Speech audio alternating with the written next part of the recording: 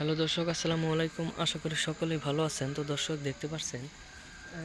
দেখতে পাচ্ছেন এটা হচ্ছে খেজুর গাছ। তো বন্ধুরা, হয়তো যারা খেজুর গাছ কখনো দেখেন নাই বা কিভাবে চাষ করতে হয়, তো বন্ধুরা আপনারা এখনও জানেন না। তো বন্ধুরা, আপনাদের বাড়িতে কিংবা আপনাদের বাড়ির পাশ দিয়ে আপনারা হয়তো এই বেগুন গাছগুলো চাষ করতে খুবই ইচ্ছুক হচ্ছেন।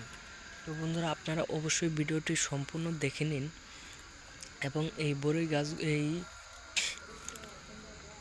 খেজুর গাছগুলো আপনারা কিভাবে চাষ করবেন তার সহজ উপায় আজকে বলে দেব।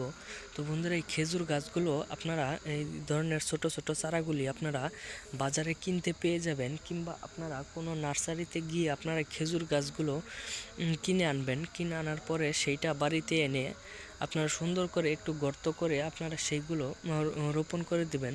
রোপণ করে দেওয়ার পরে আপনারা এই গাছগুলো যখন দেখবেন যে একটু বড় হয়ে গেছে, তখন এই খেজুর গাছ থেকে আপনারা খেজুরের গাছের যে কচি পাতাগুলো থাকে তার নিচে আপনারা কেটে রাখলে আপনাদের সেইখান দিয়ে রস বের হয়, সেটাকে বলা হয় খেজুরের রস। সেই রসগুলো খেলে কিন্তু প্রচুর পরিমাণের ভিটামিন হয়। তো বন্ধুরা, আপনারা চাইলে কিন্তু সেই ভিটামিনওয়ালা রসগুলো কিন্তু খেতে পারবেন। তো বন্ধুরা, আমাদের ভিডিওটি যদি একটু ভালো লেগে থাকে তাহলে অবশ্যই চ্যানেলটি সাবস্ক্রাইব করে দেবেন। ধন্যবাদ সকলকে। সকলে ভালো থাকবেন, সুস্থ থাকবেন। আসসালামু আলাইকুম।